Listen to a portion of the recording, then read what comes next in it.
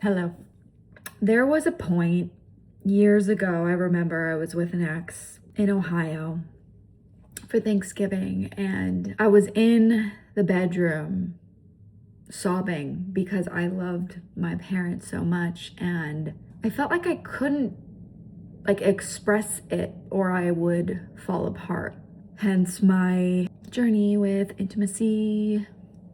I remember him being like, go out there and tell them. And I just was like, I can't. I have so much love and compassion for that version of myself, for that part of myself. I remember later on that trip, I had a moment with my mom and dad where I did indeed break down, but I was still really holding it in. This morning I was thinking what could I do for my mom that would make her feel good. I'm not in California, I'm in Chicago. So I wrote a letter. The thought of I could send it to her, and I was like, no, I'm gonna FaceTime her and I'm gonna read it to her. For anyone who struggles with avoidance and grew up in an environment where feelings weren't really talked about, yeah, more healing to be had. So that felt like a growth's edge for me. I was introduced to contrary action, that concept, when I was around 18 and went into 12 steps for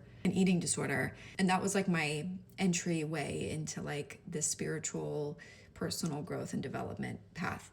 And I remember I had a sponsor that was like, if it feels uncomfortable to communicate with somebody, don't text them, pick up the phone. That kind of stuck with me, Every time I picked up the phone when I didn't want to and I had that uncomfortable conversation, I felt empowered. So I think that's the essence of this. What is your growth's edge? And if you don't feel ready to go there, that's beautiful and okay. How can you resource yourself and love yourself through it? Because there's so much wisdom in that.